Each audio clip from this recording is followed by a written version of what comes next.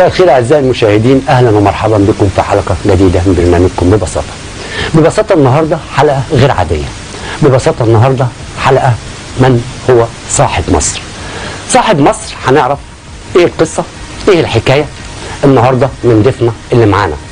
ضيفنا اللي معانا يعرفنا بنفسه. أنا أعرفك على نفسي إبراهيم الدسوقي، شاب مصري من أهل الوسط، من أهل وعمر ومعيشة. أعمل في الخارج، أحد دول الخليج على الساحل. استاذ ابراهيم، قبل التسجيل واحنا قاعدين مع بعض بندردش كده، انت قلت لي انا صاحب علم. عايز اعرف العلم ده اكتسبته منين او جبته منين؟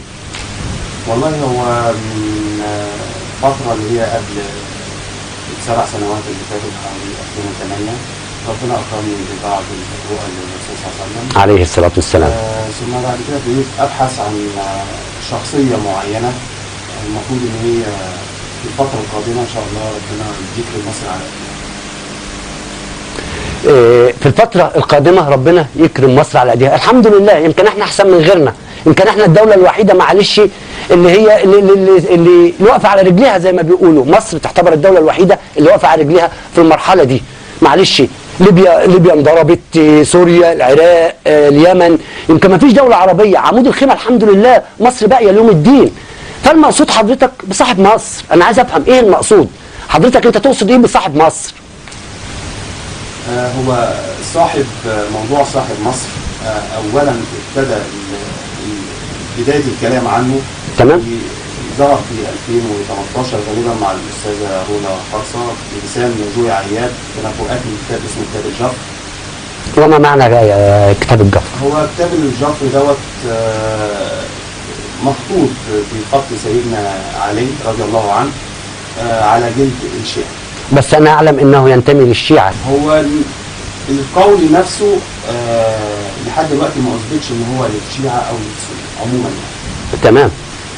فبالنسبة للكتاب الجفر اللي ظهر، هم ابتدوا ينسبوا اللقب لبعض الاشخاص. تمام. سواء اللي موجودين على الساحة او بعض الناس اللي هم الحالمين او زي مين يا استاذ ابراهيم؟ زي مثلا الاستاذ احمد شاهين قال ان هو السيد عبد الفتاح السيسي، وزي جوي عياد قالت ان هو احمد شفيق، وبعد كده رجعت تعتذر اعتذار رسمي على القنوات وعلى حساباتها الخاصه، اعتذرت اعتذار رسمي عن كلامها دوت. ودلوقتي عموما الجميع نرجو الله ان هم يتبعوا رجل واحد يعني في مصر. الحمد لله مصر في امان يوم الدين، مصر محروسه من رب العالمين، وهي ان شاء الله تفضل طول عمرها درع وظهر للامه كلها. ولكن نبتدي بالاحداث اللي هي قبل ظهور لفظ صاحب مصر نفسه. تمام. ابتدت من 2011 و12 و13 و14، هي دي فتره الارهاق اللي احنا تعبنا. طبعا مقصود يعني اشمعنى هي بدات من 11 و12 و13 و14؟ انا عايز افهم المواطن البسيط المشاهد اللي بيشوفني دلوقتي ايه المقصود؟ فكرك ايه؟ فكر حضرتك ايه في المرحله دي؟ المقصود ان هي اشاره ربانيه لصاحب مصر الفعلي. صاحب مصر الفعلي. وما هو صاحب مصر الفعلي؟ صاحب مصر الفعلي. طب احنا هنبتدي الاول بفتره الارهاق اللي ظهرت فيها مصر. تمام. زي ما قلنا عدينا السنين 11 و12 و13 و14. بس فوجئنا في الفتره دي ان ظهر عندنا 3 ارقام من اصل 4 ارقام. ما هم؟ ظهر رقم 4، رقم 4 اللي اخذوا الاخوان، ومعاهم رئيس اللي هو السيد محمد مرسي، ومعاه دستور. تمام. معاه مرشد الاخوان. يعني رقم 4، معلش بقى خدنا على قد عقلي كده يا ريس. رقم 4 واحد، ايه هم الرقم ال4 اللي هم اخذوهم الاخوان؟ 4 اخذوا الاخوان. معاهم رئيس. السيد محمد مرسي. معاه دستور، معاه مرشد الاخوان. يعني دول الاربعه؟ لا دول مش 4، دي مجموعه. ده الرقم رقم 4، ودولت المجموعه اللي تنتسب لرقم 4 او اللي خدوا الاشاره دي. تمام. اللي خدوا اشاره رابعه. اللي خدوا اشاره رابعه. قولها لي كده بقى. أيوة. اللي خدوا اشاره رابعه. اللي خدوا اشاره رقم 4. تمام. ورقم 4 المفروض اساسا ان حد ما يكتسبوش لنفسه، لان هو رقم يخص مصر، لان مصر عباره عن 1,000,000 كيلو متر مربع، عباره عن 4 جدران و4 اعمده فولاذيه، لا احد بقادر ان هو يتلاعب في خزائن الرحمن. خزائن الرحمن. خزائن الرحمن في الارض. وهي ديت الرساله اساسا المطلوبه اللي هو الحفظ والعلم بقدر خزائن الرحمن. تمام. ثم ظهر بعد كده في رقم 3 ظهر في عصر السيد عدلي منصور، معهم دستور، وكان مع السيد عدلي منصور السيد عبد الفتاح السيسي، ومعاهم الدستور الجديد. تمام. وطبعا رقم 2 واخدينه اوتوماتيك، واخدينه الفلول، ومعهم الرئيس السابق مبارك، ومعاه برضو ايضا دستور، ومعاه حديث لعب. تمام. يبقى بص هنا لكل رقم معاه شخصيه ومعاه دستورها ومعاه مساعد. تمام. مش هنتكلم على موضوع الالقاب اللي اخذوها. تمام. اللي هم نسبوهم لبعض. تمام. في الفتره ديت بعد رقم 2 ابتدت تظهر في 2013 السيده جوي عياد تتكلم عن كتاب الجفر بوجود اللي هو صاحب مصر. صاحب مصر. صاحب مصر. نسبوا ليه عده القاب. قالوا عليه الحارس الرهيب. لا ما انا اعلم الحارس الرهيب ادي واحد. في حاجه ثانيه نمره 2 خادم مصر.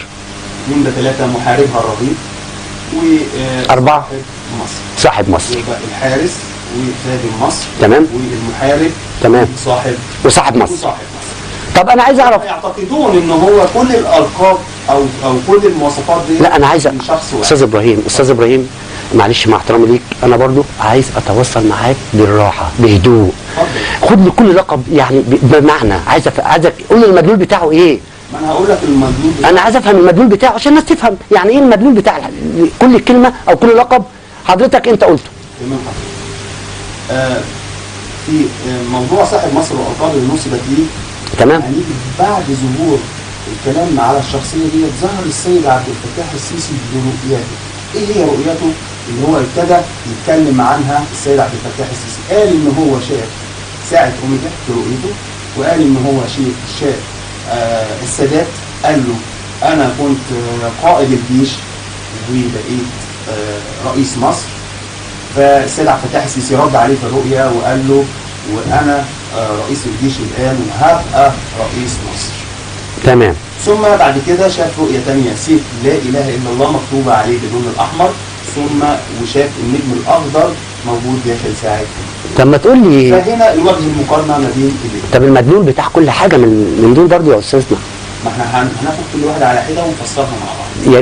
يا ريت عشان يعني نوصل المعلومه للناس او نوصل بحاجه بمصداقيه. يبقى هناخد وجه المقارنه ما بين الحارس. تمام. بلغوا عليه في المخطوطات. يا ريت نوضح للناس ما معنى كل شيء او مدلولك في الاشياء الاربعه اللي انت ذكرتهم. هي الموضوع عموما كله ينساق تحت الحفظ والعلم على مصر، فكلها شخصيات كلها مأمورة أمر إلهي إن هم يحافظوا على مصر. الحارس هو أساسا اللقب نسب للشعب المصري عموما كله. يعني المدلول هنا أستاذ إبراهيم، المضمون هنا أو المدلول هنا للحارس إن هو الشعب المصري. فالشعب المصري الحارس على بلده. في العصر القديم هم اهل الحاره، كانوا يطلق عليهم اهل الحاره فيش، وكانوا بيطلعوا على يعتبر اي فتوى ظالم ان هم بيخلصوا. تمام. في العصر الجديد برضك هم اهل الحاره ايضا. الفيش معروف طبعا الفيش دوت كان في عصر السيد مبارك كان فيش حديد العهد. تمام. الحارس ابتدى ان هو يخرج في كل لجنه شعبيه يحرس اهل الحاره الخاص. فمن هو الحارس؟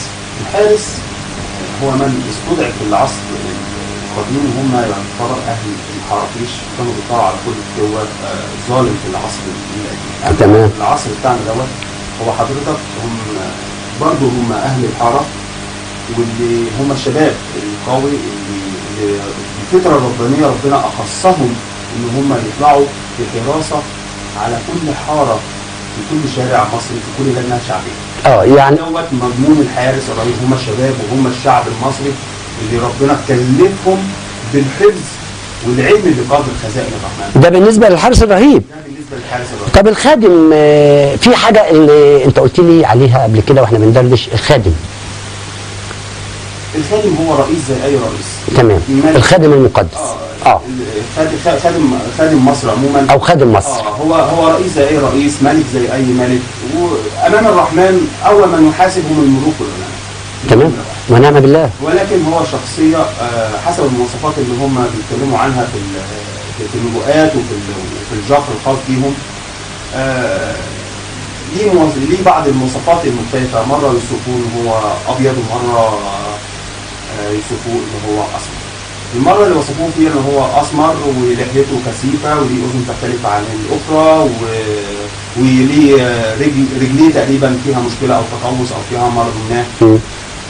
والوصف الاخر ان هو ابيض البشره مليح الصوره لحيته مضيئه ووسيم جدا. طب ما المقصود بذلك؟ هو المقصود بذلك بالابيض والاسمر، ما انا عايز افهم. بالظبط، ما انا عايز افهم. هما شخصيتين مختلفين. تمام. الشخصيه اللي لما قالوا ان هو رجل اسمر، هو ممكن يكون الطبيعي اللي هو اللي جاي، او الرجل اللي هو اللي جاي هو فعلا في مواصفات الرجل الاسمر. لان الابيض هو من كلفنا بالحفظ والعلم بقدر. بمعنى اللي هو صاحب مصر الفعلي. ولكن اللي هو من هو صاحب مصر الفعلي؟ صاحب مصر الفعلي. ما انا عايز افهم. صاحب مصر الفعلي هو من قال اجعلني على خزائن الارض اني حافظ لك. هو سيدنا يوسف بن يعقوب. تمام. هو صاحب مصر. هل سيدنا يوسف بن يعقوب موجود معانا دلوقتي؟ يعني مش موجود معاك دلوقتي، بس هو لفظ في القران المفروض مننا او كل من ياتي بعده هو اقرار الحفظ والعلم بقدر خزائن الارض. نطلع فاصل يا استاذ ابراهيم ونكمل اللقاء في النقطه دي. نطلع فاصل.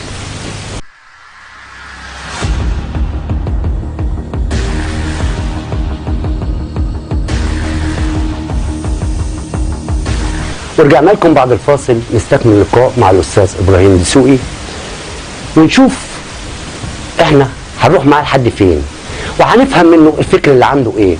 هنفهم من الاستاذ ابراهيم ايه مدلول كل حاجه في الكلام اللي هو بيقوله. مدلولات يعني يعني مش عارف اقول ايه. استاذ ابراهيم، ما معنى الساعه هنا عندنا في الحلقه؟ هو احنا اتكلمنا باستفاضه عن الحارس وقلنا لو الحارس ما انتبهش تقام عليه ساعه اوميجا. ساعه اوميجا بمعنى ساعه اوميجا حضرتك يا استاذ رامي اللي شافها السيد عبد الفتاح السيسي. السيد الرئيس عبد الفتاح السيسي. تمام يا فندم. كلمه اوميجا هي كلمه يونانيه الاصل معناها اخر الحروف اليونانيه. لما نعمل لها ترانسليت او تحويل اللغه العربيه هي معناها ساعه النهايه.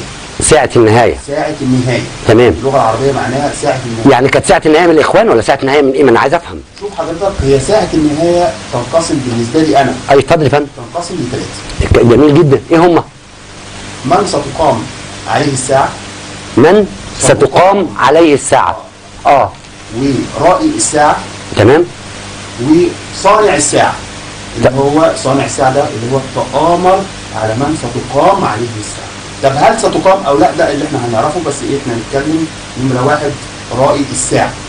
عارفين ان رائي الساعة بنفسه هو السيد عبد الفتاح السيسي. تمام. اعتقادي الشخصي وانا مسؤول عن كلامي. مسؤول عن كلامك. مسؤول عن كلامي. تمام يا فندم. انا كان في خطبة جمعة في عام 2009. 2009. تمام.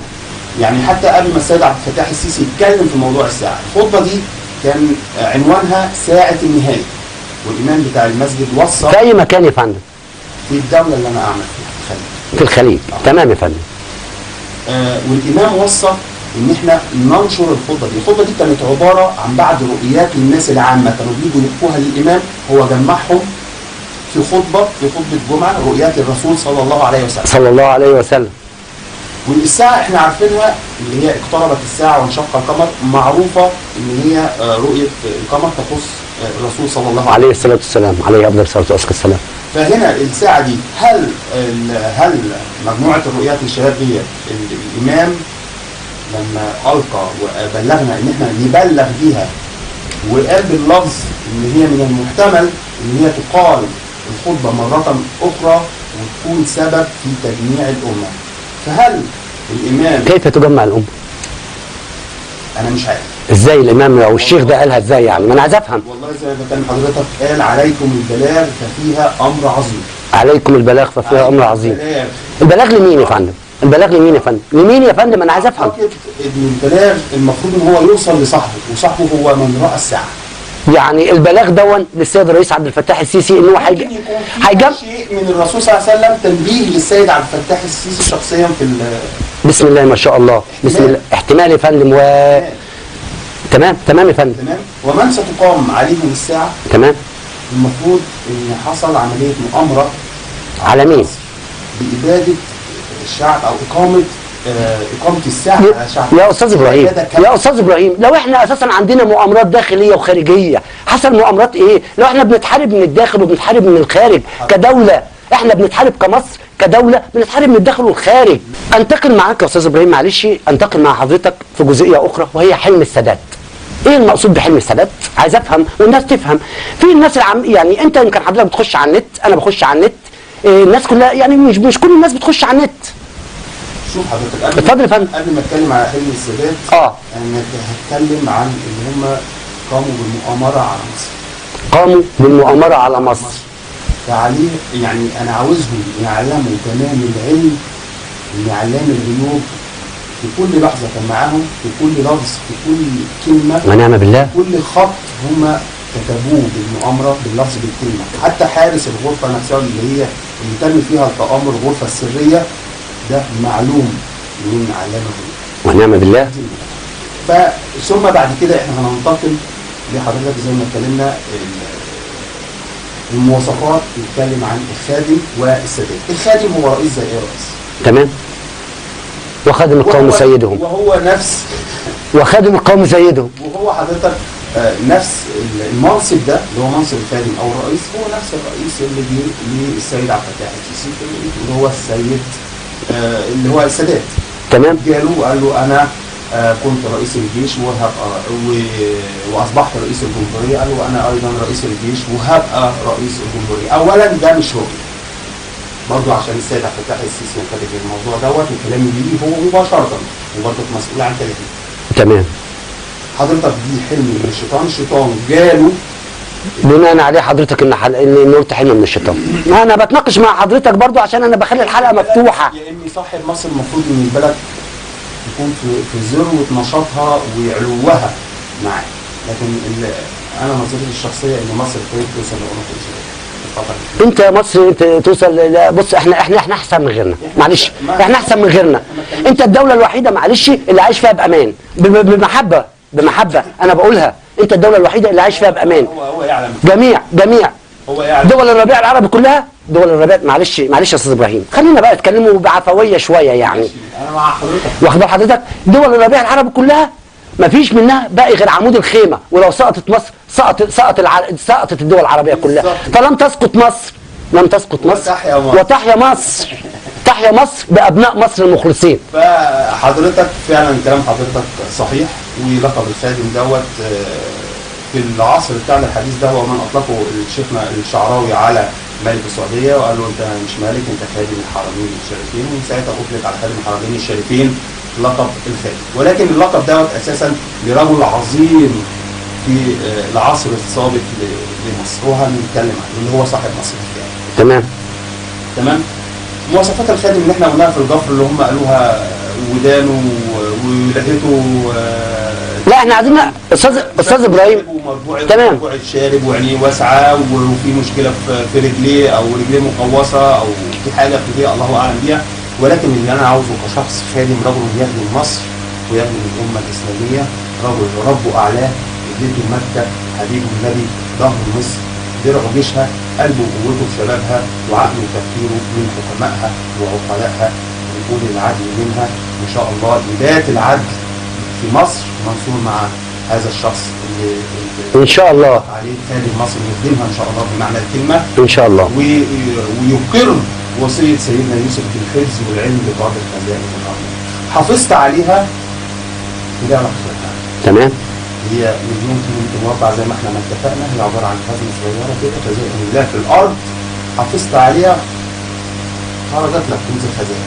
ما حافظتش عليها اصبحت قبر مهلك لاصحابها يعني. فلازم لازم تقر الحفظ. انتقل مع حضرتك مع الجزئيه الثالثه اللي هو السيف لا اله الا الله. ايه هو مدلوله ايه؟ فهنا فعلا حضرتك زي ما بنتكلم على موضوع السيف والسيد. تمام. هنا انت يا اما السيف كمحارب، يا اما انت خادم ورئيس. فهنا برضك هو دايما على فكره محطوط في وضعيه الاختيار. سبحان الله، يعني هو دايما بيوضع في شقين. تمام. ايه هما الشقين؟ زي ما مصر ما انشقت كده لشقين، هو برضه دايما السيد عبد الفتاح السيسي محطوط لشقين، مؤيد ومعارض، نعم ولا. هو برضك محطوط هنا في شقين الاختيار. شقين الاختيار. شقين الاختيار، يا اما خادم رئيس يعني للدوله، يا اما محارب صاحب السيف. فانا اعتقادي الشخصي ان هل ده السادات هو حلم مش رؤيه، والرؤيه هي رؤيه السيف. الرؤيه هي رؤيه السيف. لا اله الا الله. كان حضرتك لو فتحنا موضوع السيف دوت، السيف لا اله الا الله ما بيورثوش غير العظماء من الامه او من الموحدين. يعني من قبليه كان سيف الله المسؤول سيدنا خالد بن الوليد، واللي اطلقوا عليه يعتبر لقب الهي على طول مباشره للرسول صلى الله عليه وسلم في سيف الله المسؤول. ومن قبليه سيدنا داوود في عصر سيدنا طالوت قتل بيه الجنه. ومن قبليه بقى المقر بالحفظ والعلم بخزائن الله في الارض هو سيدنا موسى. تمام. انه ما كانش وسيم بس، ده وصل للملك وكان قوي. تمام. رجل قوي وكان ذكي. انتقل مع حضرتك في الجزئيه الاخيره اللي هو النجم الاخضر. ايه هو النجم الاخضر؟ في تفسيرك للكلام دون. شوف حضرتك. اتفضل يا فندم. احنا اقرينا ان صاحب مصر وصاحب المواصفات ابيض الوجه مليء الصوره واحمر خد زي ما هم ما بيقولوا عليه في مخطوطاتهم. هم مين اللي قالوا عليه في مخطوطاتهم؟ اللي هم اللي اشاعوا الموضوع، السيده جوي عياد والسيد شاهين وغيره من المتنبئين. يعني الاستاذ احمد شاهين رايي الشخصي؟ في رايك الشخصي فيه، عشان ده هختم في الجزئيه دي. الاستاذ احمد شاهين دجال عراف نصاب ملحد. ده راي حضرتك، والكلام ده على مسؤوليه الاستاذ ابراهيم الدسوقي. على طول، لان هو دلوقتي مشيع ان هو صاحب مصر، بعد ما كان بيقول ان السيسي هو صاحب مصر، دلوقتي على كل حساباته الشخصيه منزل. حضرتك لو فتحت صفحاته الشخصيه ان هو الفتى، وان هو الفتى الساحل، وان هو اللي هيمسك مصر، وان هو مش عارف، وبقى يعتبر بقى للراجل حق الرد. للرجل حق الرد. للرجل حق الرد. معلش، للرجل حق الرد. ولم بص حضرتك ما بتتكلمش بكلمه، انا لم اسمح لك ان يا استاذي.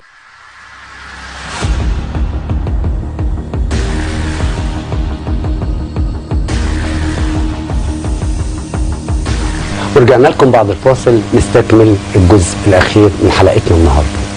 وحلقتنا النهارده مع الاستاذ ابراهيم الدسوقي. الاستاذ ابراهيم الدسوقي ورؤيته لصاحب مصر. ومن هو صاحب مصر؟ يمكن احنا اتكلمنا في الجزئيه الاولى والجزئيه الثانيه عن بعض الاشياء، نستكمل معاه المقصود او المدلول بالنجم الاخضر. ايه هو المقصود به النجم الاخضر كما ذكر الاستاذ ابراهيم الدسوقي؟ استاذ ابراهيم، ايه المقصود بالنجم الاخضر؟ استاذ رامي، هو النجم الاخضر اللي بينبه السيد عبد الفتاح السيسي من اقامه الساعه عليه وعلى شعبه هو سيدنا محمد صلى الله عليه وسلم عليه الصلاه والسلام. هو النجم الاخضر صاحب العلامه الخضراء وصاحب المقام الاخضر وصاحب القبه الخضراء وحبيب المصطفى عليه الصلاه والسلام. عليه الصلاه والسلام. وهنا جه هو سيدنا محمد علشان خاطر ينبه السيد عبد الفتاح السيسي صلى الله عليه وسلم بامر صاحب مصر سيدنا يوسف عليه الاقرار بالحفظ والعلم بقدر خزائن الرحمن. ولذلك السيد عبد الفتاح السيسي يعتبر تصدر للامر من اوله. الراجل شال كفه على ايديه، شال رقبته على ايديه بصراحه. ما احنا كل شيء يقال يعني، ودي كل واحد حقه. هو صراحه هو شايل حمل في الموضوع من بدايته. تمام.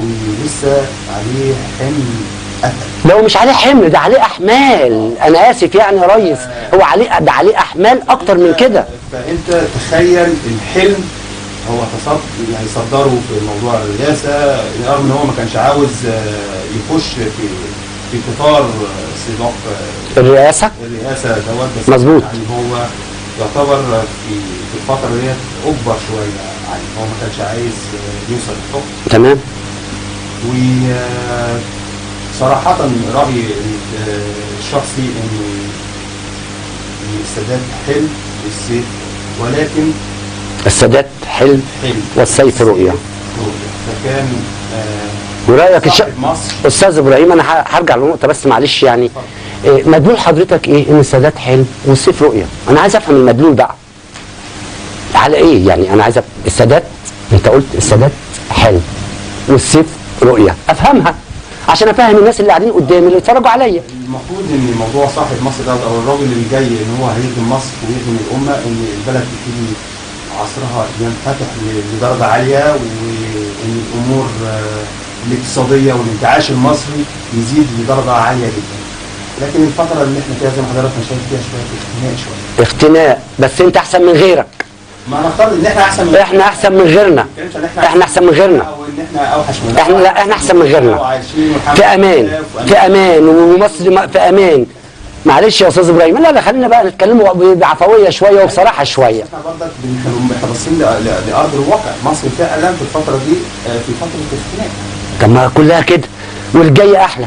ان شاء الله الجاي احلى. الجاي احلى، وان شاء الله مصر ان شاء الله هتقوم من تحت الارض، مش من الارض، من تحت الارض لعنان السماء ان شاء الله. ده خير ان شاء الله. بس الفتره دي المفروض ان احنا بقدر الامكان نتجمع نتوحد. المفروض الراجل ان احنا نطلق عليه صاحب مصر او خادم مصر، المفروض ان هو جاي لاقامه كلمه التوحيد او يوحد التوحيد تحت رايه كلنا، رايه واحده طبعا، ونوضع كلنا ايد واحده ومتكاتفين من اجل الامه ومن اجل الدين ومن اجل مصر ومن اجل الاسلام ومن اجل الاطفال والنساء والكلام ده. تمام.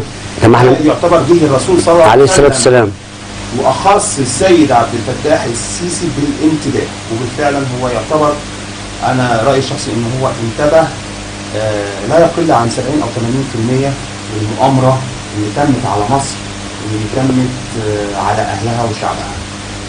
ولذلك يعني انا بدعو الله طبعا ربنا يكون في عونه في الفتره اللي هو قاعد فيها ديت، وان شاء الله. معلش يا استاذ ابراهيم، معلش انا هقاطعك، معلش مع احترامي لحضرتك. الراجل يا جماعه شايل حمل فوق طاقته. الراجل شايل حمل فوق اللي ما يستحملوش بشر بجد. شوف حضرتك، يعني البلد في الفتره اللي احنا كنا فيها دي، اي بلد غير مصر كان زمانها وقعت، خسف بيها الارض، وقعت. ولكن البلد دي محروسه من رب العالمين. انها مذكوره في كتابه، مذكوره في قرانه. وعشان هي خزينه، عشان كده هي محروسه.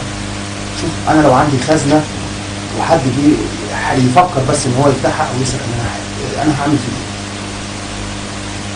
ايه؟ هيتاخد معاه كل الاجراءات التامه يعني. تمام. تتخيل خزائن الله في الارض. فيجب علينا فعلا ان احنا نحافظ على مصر، نحافظ عليها، نقيم الوصيه اللي ابلغ بها صاحب مصر باشاره النجم الاخضر. يعني لولا النجم الاخضر نزل عليه القران احنا ما كناش عرفنا. مظبوط مظبوط. ولا عرفنا مين هو صاحب مصر، ولا عرفنا مين هو النجم الاخضر. تمام. ولا عرفنا ان دي خزائن الله في الارض اساسا. فواجب علينا تفعيل الوصيه بالامر من 2 انبياء، مش يعني سيدنا يوسف وسيدنا محمد صلى الله عليه وسلم. هنا الامر دبل، مش صلى الله عليه وسلم، عليه افضل الصلاه والسلام. فطبعا لازم ان احنا ننتبه لسيدنا يوسف. طبعا مش كل اللي احنا نعرفه عن سيدنا يوسف ان هو من شجره الابرار، وابن سيدنا ابراهيم، وان هو مقر عليه اخواته، وان هو بسبب جماله وبياضه وحمرته ولحيته المضيئه والدليل على النص الكلام دوت ان النساء في القران قالوا انه لملك كريم من شده جماله قطعوا ايديهم. فيجب الانتباه لشخصيه سيدنا يوسف نفسه وبالامر بتاعه بكيفيه الحفظ والعلم بقدر الحسن. دي اهم شيء في الموضوع كله. ولذلك يجب علينا الانتباه في الفتره الجايه. من ايه؟ ننتبه من ايه؟ ما احنا يعني احنا متحدين. مصر دلوقتي انتبه ان المؤامره قائمه. المؤامره قائمه. بس انتبه ان ما زالت المؤامره قائمه على مصر. احنا لسه محطوطين تحت المقص. لا ان شاء الله باذن الله، باذن الله مصر قادره على اي مؤامره، رجال مصر قادرين على اي مؤامره، جيش مصر قادر على اي مؤامره، ورئيس مصر قادر على اي مؤامره بفضل الله وبتوفيق من الله. احنا بنتوجه للاستاذ ابراهيم الدسوقي في نهايه حلقتنا النهارده بكل الشكر. استاذ ابراهيم الدسوقي يعني شرح، كان معانا وشرح شرح مبسط باستفاضه لبرنامج ببساطه، شرح مبسط جميل جدا واحنا استمتعنا بيه، ويا ريت نكون احنا، يا ريت يكون الساده المشاهدين كمان استمتعوا. من صوت مصر احييكم، فتحيا مصر بكم شباب مصر. تصبحون على خير.